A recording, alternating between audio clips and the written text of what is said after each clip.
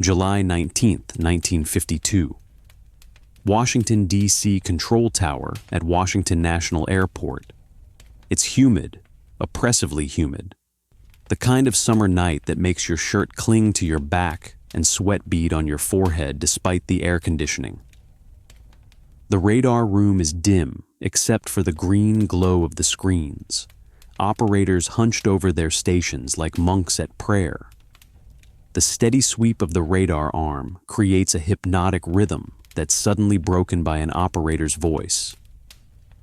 Inside the cramped radar room, a young Air Force captain named Daniel Harper leans over the shoulder of a controller, studying the screen with unusual intensity. His finger traces a cluster of returns that shouldn't be there.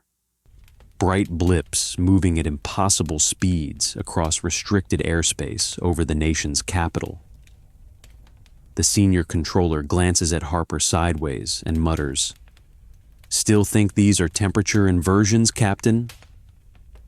Daniel doesn't answer immediately. His throat feels tight.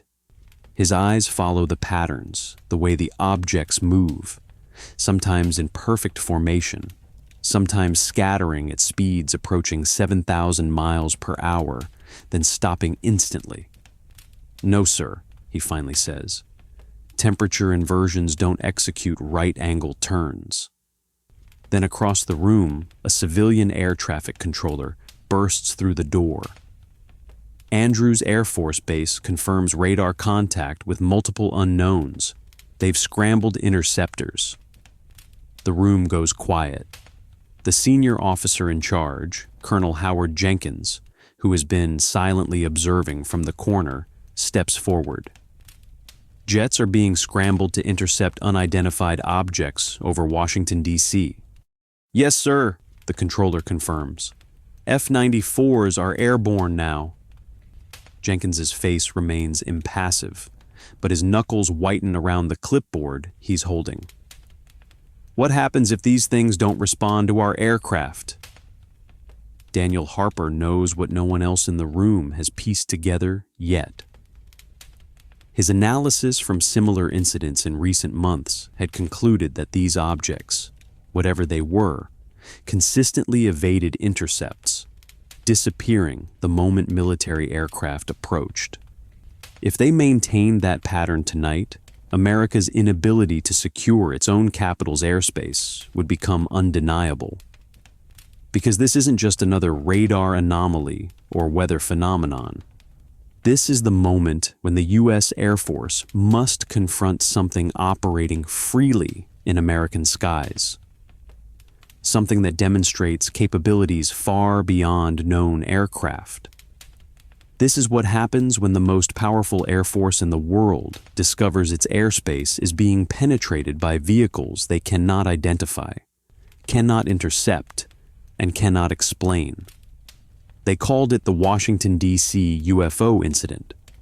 But for Daniel Harper, the Air Force officer assigned to the newly formed Project Blue Book, it was simply one more piece of evidence that something profound was occurring in American skies. Evidence that would challenge both scientific understanding and military doctrine. And for the next 17 years, through over 12,000 case investigations, it would reveal that sometimes the most crucial player in solving the UFO enigma isn't the one with the highest rank, but the one who approaches the evidence with truly open eyes. Before he became the man who revolutionized how the Air Force investigated unidentified flying objects, Daniel Harper was just another methodical young officer from Ohio with a background no one would have predicted would lead to chasing flying saucers. He wasn't flamboyant. He wasn't prone to wild speculation. He grew up fascinated by aircraft identification and meteorological phenomena, able to distinguish cloud types and aircraft silhouettes with remarkable precision. His father taught physics at Ohio State. His mother worked as a research librarian. Daniel never imagined he would become the Air Force's most effective UFO investigator. He studied aeronautical engineering at Purdue, then joined the Air Force in 1949. His superiors noted his exceptional analytical skills, particularly his ability to extract patterns from seemingly disconnected data. While other officers focused on simple explanations for unusual aerial phenomena, Daniel developed a more comprehensive approach that integrated multiple factors: atmospheric conditions, witness psychology, technological capabilities, and physical evidence. This methodical, multi-dimensional approach wasn't typical in the early days of UFO investigations. The Air Force's initial project, codenamed Sign, had begun in 1948 amid a wave of sightings. Its successor, Project Grudge, seemed more interested in debunking reports than seriously investigating them. By the time Project Blue Book was established in March 1952 under Captain Edward Ruppelt, the Air Force's approach had become somewhat more balanced, but still suffered from preconceived notions. That's where Daniel Harper's analytical skills found their purpose. After completing officer training school with high marks in analytical thinking and report writing, he was assigned to Project Blue Book just 2 months before the Washington, D.C. incidents. His first weeks were spent organizing case files, familiarizing himself with investigation protocols, and quietly observing the dismissive attitude many officers showed toward UFO reports. Most investigators followed a simple protocol: identify the most likely conventional explanation, classify the case as solved, and move on. Few bothered to interview multiple witnesses or conduct follow-up investigations when the evidence was contradictory. Daniel saw a more rigorous approach was needed, especially as reports from military personnel and civilian pilots with impeccable credentials continued to arrive. The Washington, D.C. incidents of July 1952 changed everything. On consecutive weekends, radar operators at Washington National Airport, Andrews Air Force Base, and Bolling Air Force Base tracked unknown objects performing maneuvers impossible for any known aircraft. Commercial pilots reported visual confirmation. The Air Force scrambled jets on multiple nights, creating headlines across America as the nation's capital experienced a wave of unexplained aerial intrusions. Daniel was one of the Blue Book officers sent to investigate. While others focused on whether the radar returns were caused by temperature inversions, a reasonable theory given the hot, humid conditions, Daniel went further. He interviewed each radar operator separately, plotted the exact positions and movements of the objects, analyzed weather data from multiple altitudes, and compiled detailed accounts from visual observers, including airline pilots. His preliminary report departed from the official Air Force explanation. While acknowledging that weather conditions could explain some radar returns, Daniel identified specific cases where objects were simultaneously tracked on radar and observed visually, executing maneuvers that defied conventional explanation.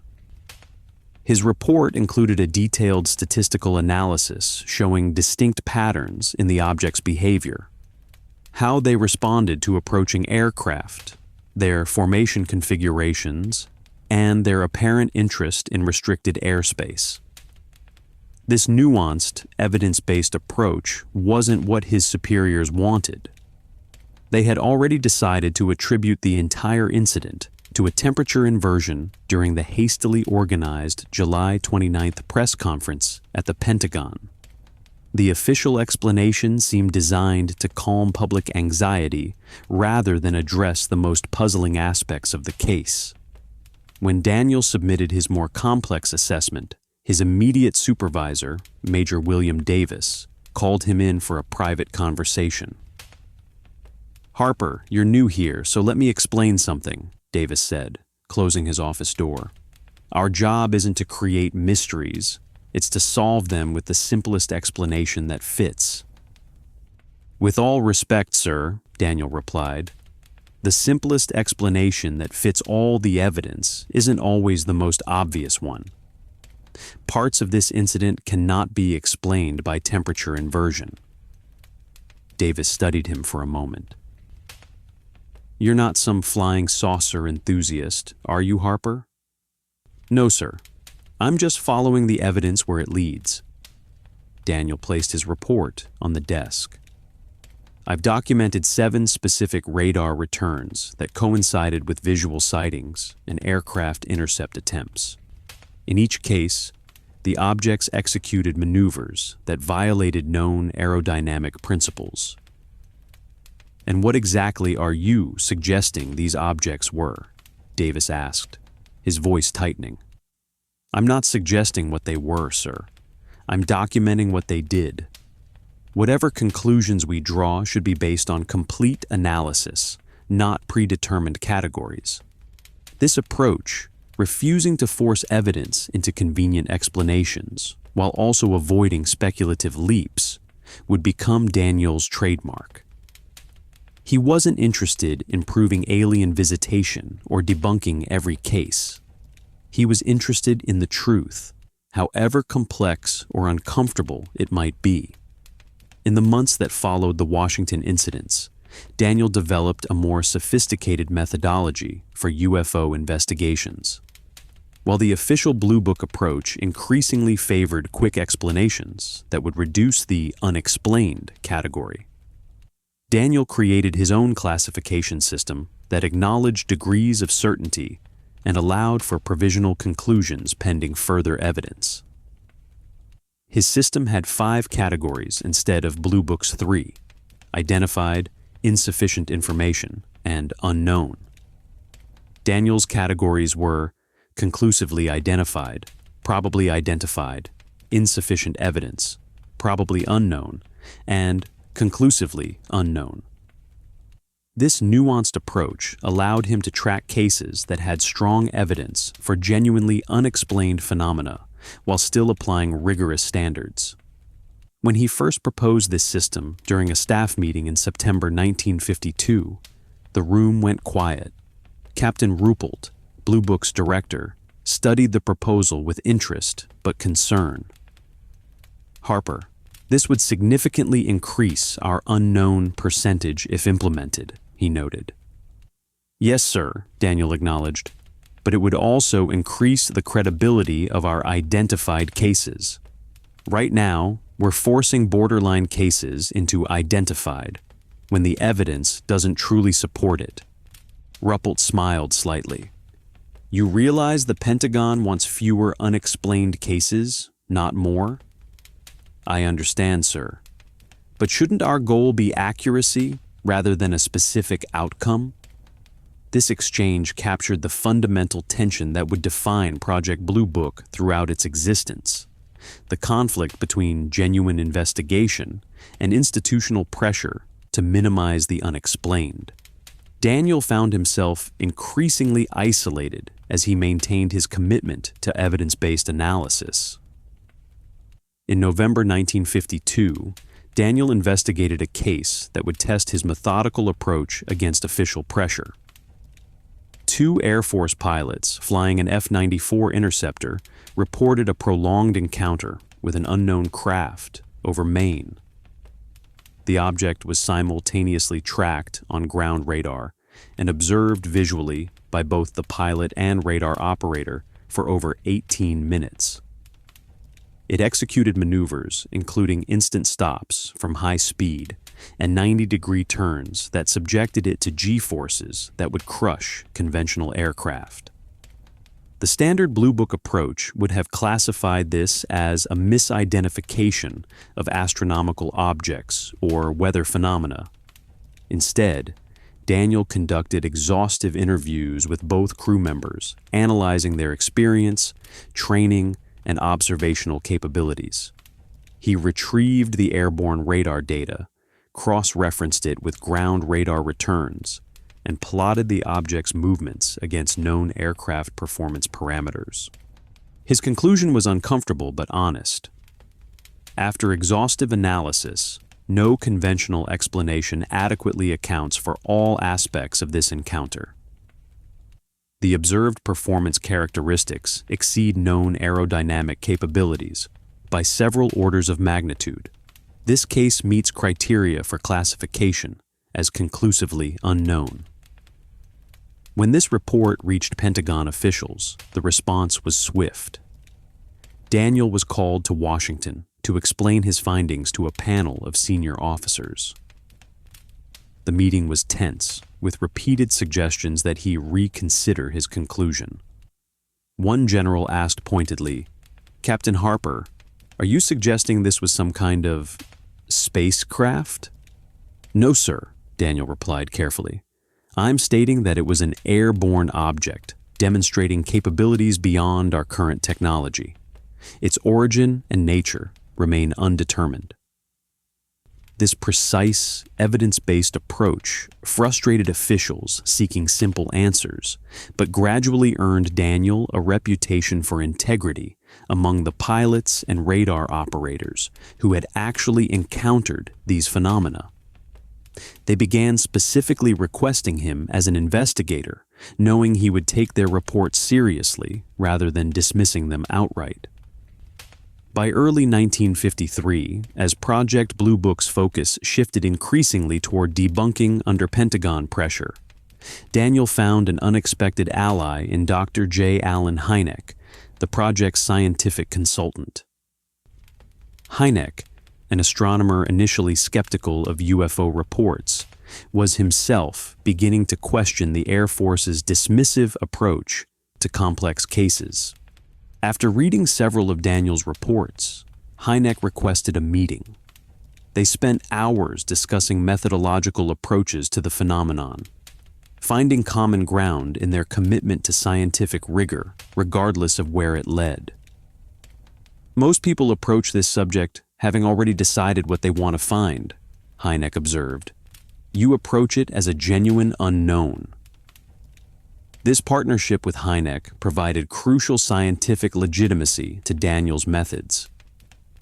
While official Blue Book policies continued to favor conventional explanations, regardless of fit, Daniel and Hynek quietly began building a sub-file of cases that defied conventional understanding. Cases involving multiple reliable witnesses, radar confirmation, physical evidence, or extraordinary maneuvers.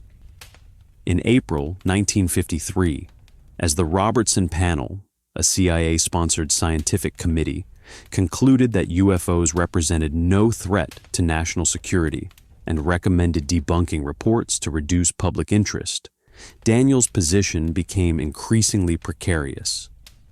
Captain Ruppelt was replaced by a succession of officers with little interest in the subject. The new directive was clear. Explain cases, don't investigate them. Daniel adapted by becoming more selective in his battles. He continued applying his rigorous methodology, but learned to phrase his reports in ways that wouldn't immediately trigger rejection.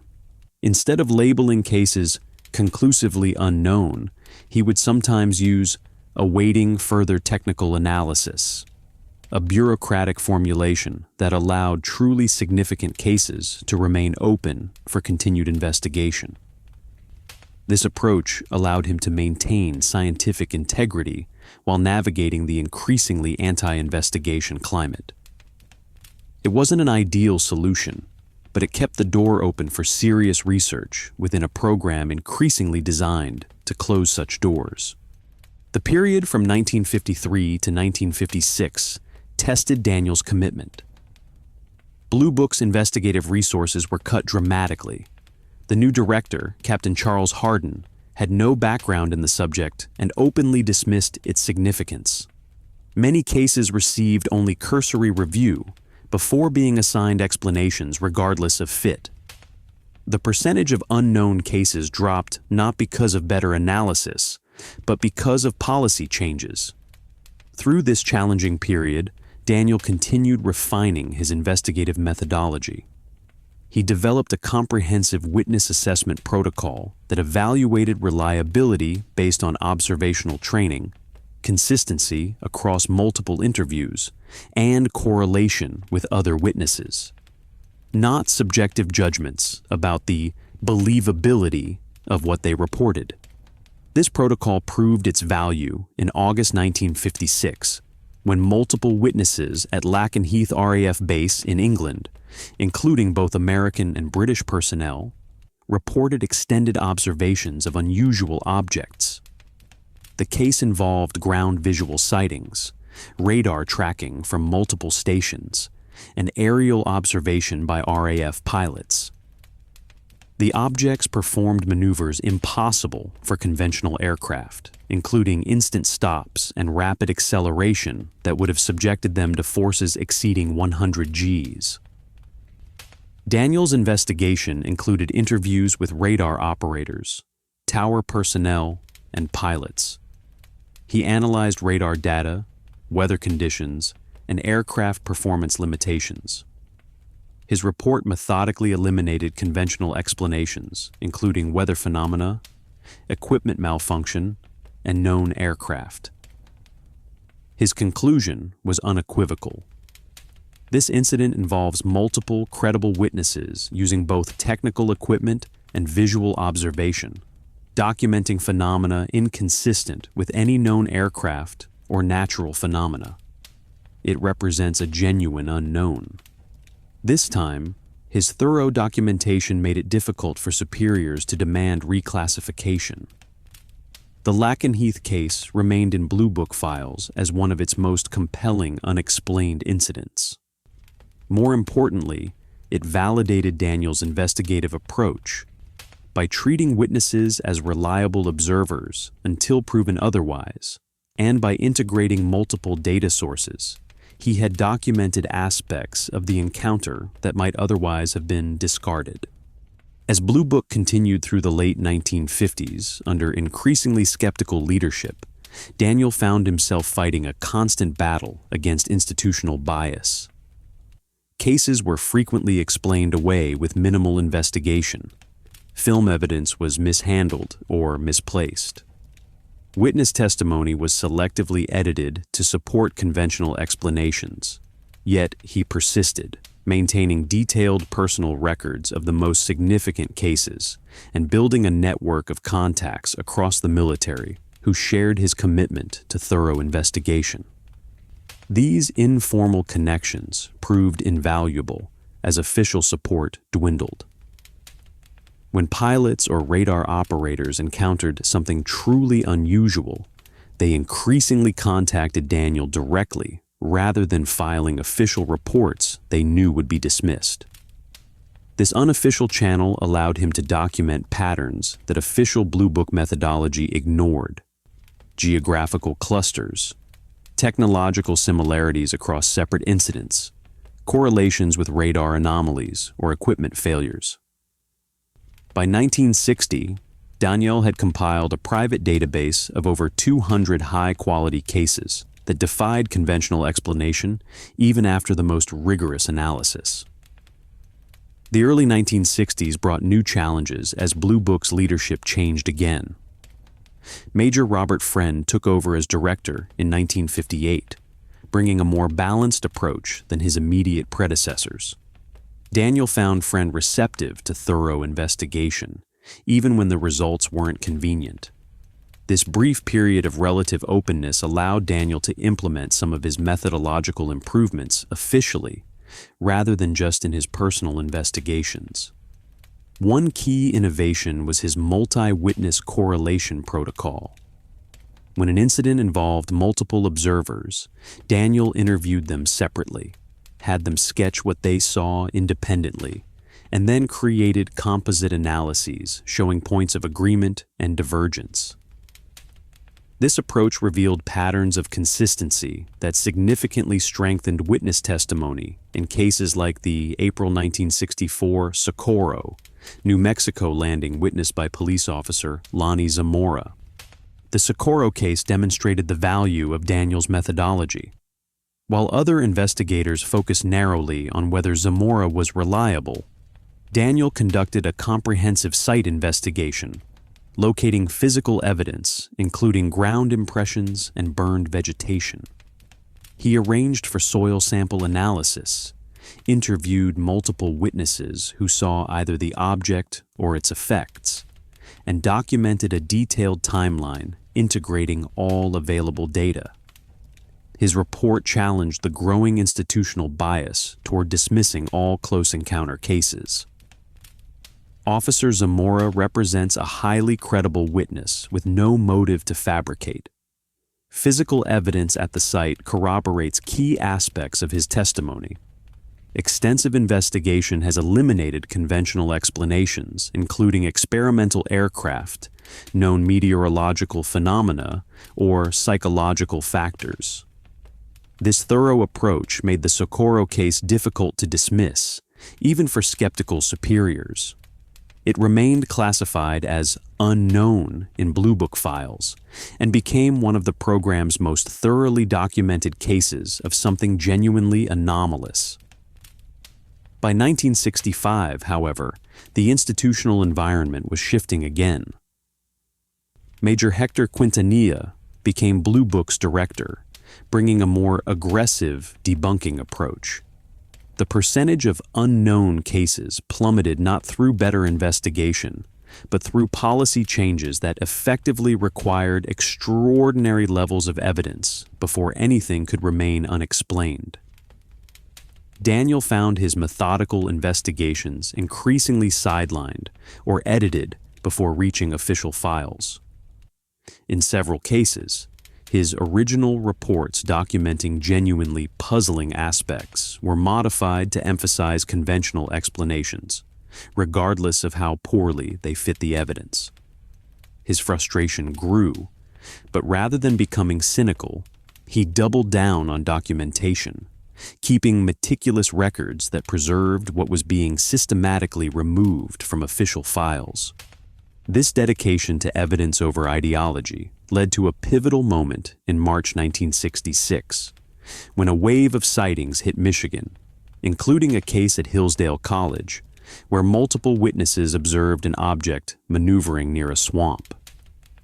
Hynek was sent to investigate, and under pressure to provide a quick explanation, suggested the witnesses might have seen swamp gas, a naturally occurring phenomenon where decomposing vegetation produces glowing methane. The explanation became infamous, widely ridiculed in the press and by witnesses who knew what they had seen wasn't swamp gas. Daniel, who had quietly conducted his own investigation of the Michigan cases using his comprehensive methodology, produced a report documenting aspects that made the swamp gas explanation untenable, including the object's structured appearance, its controlled movement, and the fact that similar objects were seen miles away under different conditions. When he submitted this analysis, he was called into Quintanilla's office. "Harper, you're undermining the official Air Force position," Quintanilla said, his voice tight with anger. "With all respect, sir, I'm documenting the evidence," Daniel replied. "The swamp gas explanation doesn't account for multiple aspects of these sightings." "We've closed these cases," Quintanilla stated flatly. "Your report will not be added to the file." This confrontation crystallized the fundamental problem with Blue Book's approach. It had become an exercise in public relations rather than investigation, finding explanations that would satisfy public pressure regardless of their fit with the evidence. Daniel realized he was fighting a losing battle against institutional forces more concerned with managing perceptions than understanding a genuine phenomenon. Yet rather than resigning in frustration, Daniel made a strategic decision. If he couldn't change the system from within through direct confrontation, he would document it for history. He began meticulously preserving evidence of how cases were being mishandled, maintaining copies of original witness statements before they were edited, photographing physical evidence before it disappeared, and creating a parallel case file system that preserved what was being systematically removed from official records. This wasn't just bureaucratic rebellion. Daniel had come to recognize that the UFO phenomenon, whatever its ultimate explanation, represented something scientifically significant. If the Air Force wouldn't investigate it properly, he would at least preserve the data for future researchers, who might approach it with genuine scientific curiosity. By 1967, as congressional pressure mounted following the Michigan incidents and other high-profile cases, the Air Force contracted the University of Colorado to conduct an independent scientific study of UFOs under physicist Dr. Edward Condon.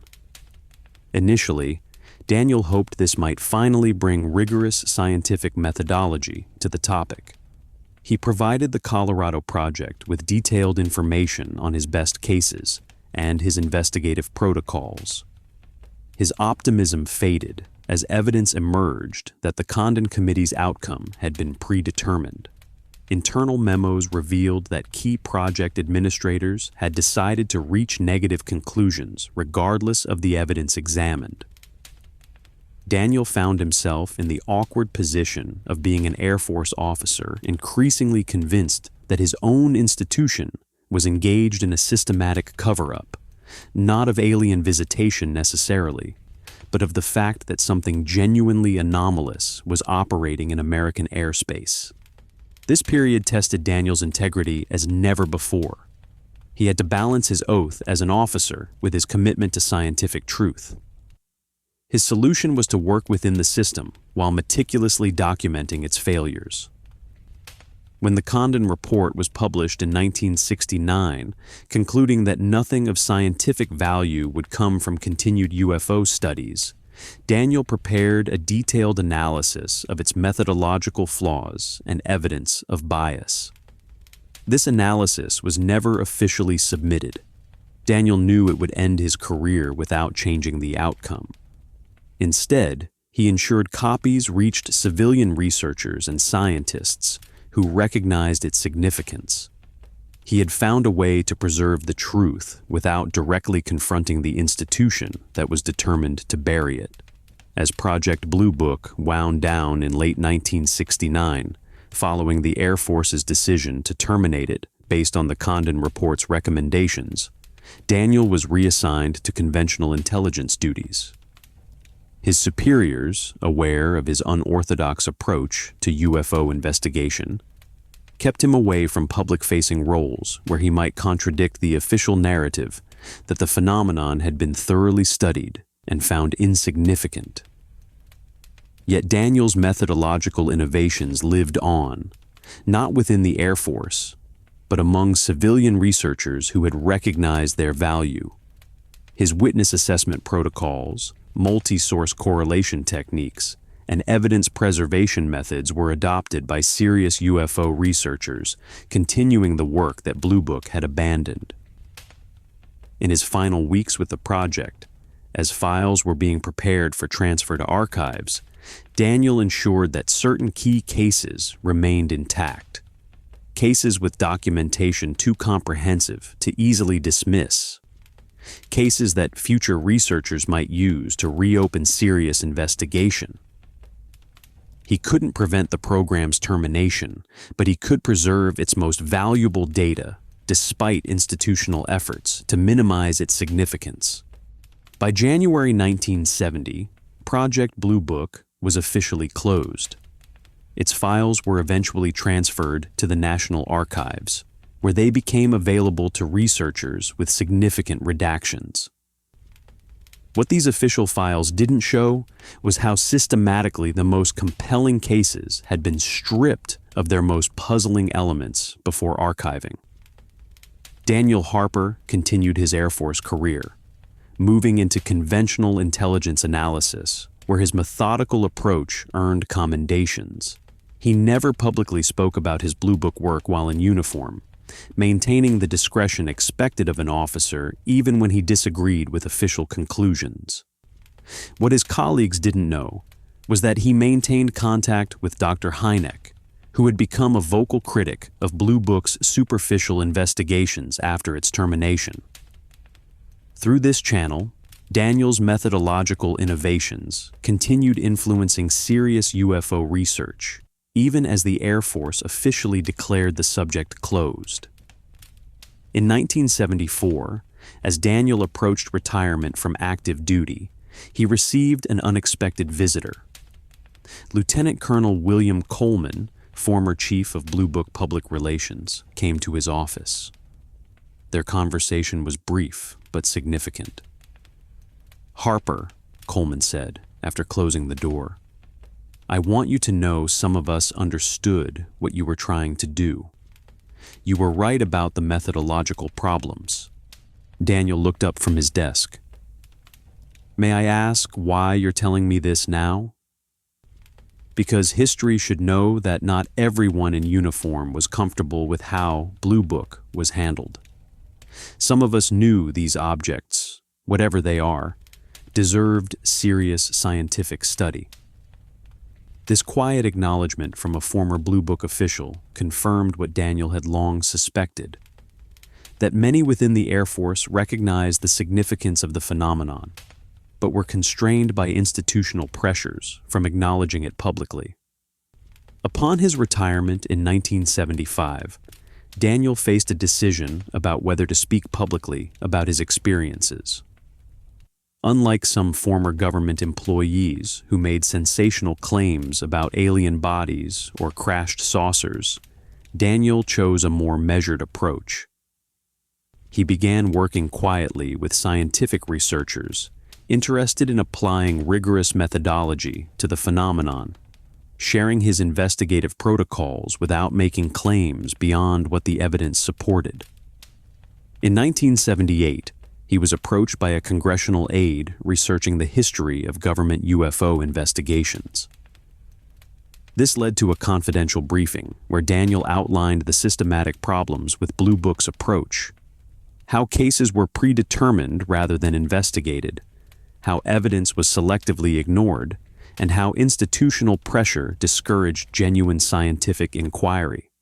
This briefing contributed to growing congressional interest that ultimately led to the Freedom of Information Act release of thousands of previously classified UFO documents in the late 1970s. These documents revealed that while Blue Book had publicly dismissed the phenomenon as insignificant, other government agencies had taken it much more seriously, particularly cases involving military installations or nuclear weapons facilities. Throughout the 1980s, as civilian UFO research organizations continued investigating cases Blue Book had abandoned, Daniel occasionally consulted on methodology, emphasizing the importance of rigorous standards and multiple lines of evidence.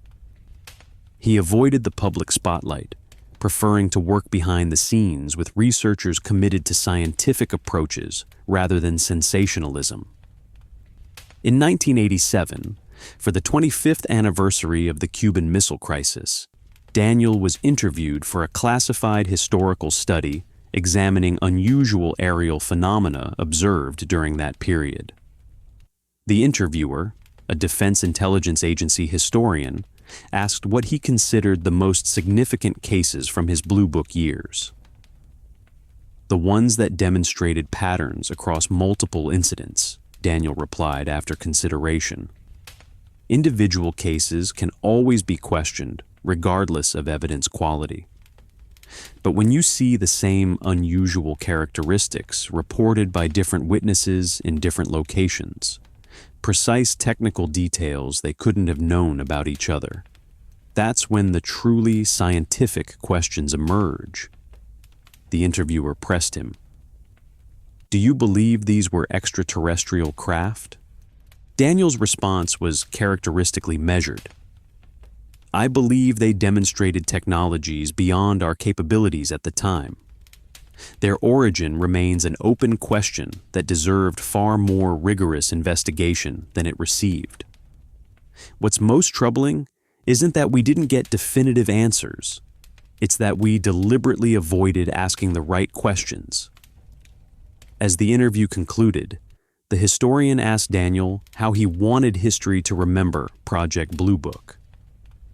His answer was both diplomatic and pointed, as a missed scientific opportunity, not because it failed to prove alien visitation, but because it never truly tried to understand a phenomenon that could have profound implications regardless of its source. By the 1990s, as Cold War secrecy gradually relaxed and more government UFO documents were declassified, Daniel's methodical approach was increasingly validated. Cases he had documented as genuinely unexplained remained resistant to conventional explanation even decades later with advanced analysis. His witness assessment protocols proved remarkably effective at distinguishing reliable testimony from confabulation or misidentification. In 1996, Daniel made one of his rare public appearances at a university symposium examining the history of government UFO investigations. His presentation focused not on sensational claims, but on what a genuinely scientific approach to the phenomenon would look like, the methodological requirements, the evidentiary standards, and the importance of approaching the subject without predetermined conclusions. The fundamental failure of Project Blue Book wasn't that it didn't find aliens, he told the audience. It was that it abandoned the basic principles of scientific inquiry. It started with answers and worked backward to make the evidence fit, rather than starting with evidence and following where it led. That approach will never advance knowledge, regardless of the subject. A young physicist in the audience asked the question that often dominated such discussions. But what do you personally believe these objects were? Daniel's response captured the intellectual honesty that had defined his career. I believe they represented a phenomenon demonstrating technological capabilities beyond what we could explain. Whether that technology originated from foreign powers, from classified American projects, from undiscovered atmospheric phenomena, or from someplace more exotic, that's precisely the question a proper investigation would have explored without prejudice. The tragedy of Blue Book is that we'll never know what we might have discovered had we approached the evidence with genuine scientific curiosity rather than institutional anxiety. In the early 2000s, as aging and health issues limited his activities, Daniel completed a private memoir documenting his Blue Book experiences. Rather than focusing on specific cases, the memoir detailed the methodological and institutional problems that prevented genuine investigation. The pressures from nervous superiors, the selective editing of reports, the predetermined explanations regardless of fit. It represented not a sensational exposé, but a thoughtful examination of how institutional biases can prevent scientific understanding of challenging phenomena. The memoir, shared with a small circle of serious researchers with instructions not to publish until after his death, contained a passage that perhaps best summarized his perspective. The most dangerous aspect of the UFO phenomenon was never the objects themselves, whatever their origin. It was our institutional inability to approach them with intellectual honesty. When confronted with evidence that challenged our understanding, we chose comfort over curiosity, predetermined answers over genuine questions. That choice may have directed scientific attention away from a phenomenon that could have led to profound discoveries about our world, our technology, or perhaps even our place in a larger reality. Daniel Harper passed away in 2008 at age 79. His obituary in the Washington Post made only brief mention of his Project Blue Book service, noting that he had been involved in Air Force investigations of unidentified aerial phenomena. The understatement would have amused him. At his memorial service, Dr. David Jacobs, a historian who had corresponded with Daniel in his later years, offered perhaps the most fitting tribute. Daniel wasn't interested in believers or debunkers. He was interested in evidence and what it might tell us if we approached it with genuine curiosity. In a field often characterized by dogmatic certainty on both sides, his commitment to following the evidence wherever it led, however uncomfortable the destination, represented the best tradition of scientific inquiry. The true legacy of Daniel Harper wasn't splashy headlines about alien visitation or government conspiracies. It was a methodological approach to strange phenomena that maintained scientific rigor without closing doors prematurely. The analytical techniques he developed during Project Blue Book, his witness assessment protocols, his multi-source correlation methods, his evidence preservation systems, continued influencing serious UFO research long after the Air Force had officially abandoned the subject. In 2017, when the New York Times revealed the existence of the Pentagon's Advanced Aerospace Threat Identification Program, AATIEP, which had secretly investigated UFOs from 2007 to 2012, many of the methodological approaches described echoed those Daniel had pioneered decades earlier. The program's focus on instrumented data collection, multiple sensor confirmation, and pilot testimony without prejudice represented the kind of investigation Blue Book might have been had it followed Daniel's recommendations. As Navy pilots came forward describing encounters with objects performing maneuvers eerily similar to those documented in Blue Book's most puzzling cases, it seemed history had come full circle. The phenomenon Daniel Harper had fought to have properly investigated in the 1950s and 1960s was finally receiving the serious scientific and military attention it had always deserved. In 2020, when the Pentagon officially released videos showing Navy encounters with unidentified aerial phenomena, a former colleague who had known Daniel during his Blue Book years commented to a researcher, "Harper would have appreciated the vindication, but he would have been more interested in the data. He always said these objects, whatever they are, deserve to be studied properly, not as a threat or a curiosity, but as a potential window into technologies or natural phenomena we don't yet understand." This focus on methodological rigor rather than predetermined conclusions remains Daniel Harper's most important contribution to a field often characterized by excessive belief or excessive dismissal. In maintaining this balanced approach through years when institutional pressure pushed toward convenient answers regardless of fit, he preserved something crucial: the possibility of genuine discovery about phenomena that defy easy explanation. The official Blue Book files, now fully available to researchers, tell only part of the story. Many of the most compelling cases were stripped of their most puzzling elements before archiving. Reports were edited to emphasize conventional explanations regardless of fit. Witness testimony that couldn't be explained away was often simply omitted. Yet thanks to the efforts of Daniel Harper and others like him, those who preserved evidence, even as institutions tried to minimize it, we retain the ability to look back at these cases with fresh eyes, to apply new analytical tools to old questions, and perhaps to finally approach with scientific rigor what Blue Book was designed to dismiss. In the end, Daniel Harper's story reminds us that institutional responses to challenging phenomena tell us more about institutions than about the phenomena themselves. In his quiet persistence, his determination to document methodically what others wished to explain away, he demonstrated that genuine scientific curiosity can survive even within systems designed to suppress it.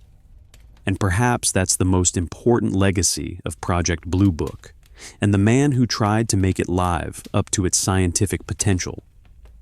The recognition that when confronted with truly anomalous phenomena, our first response should be careful documentation rather than hasty explanation, genuine curiosity rather than institutional anxiety, and methodological rigor rather than convenient conclusions. For as Daniel Harper often reminded those who worked with him in his later years, the most unscientific statement possible is, "That can't be." True science begins not with certainty, but with questions, and the willingness to follow those questions wherever they lead, however uncomfortable the journey might be.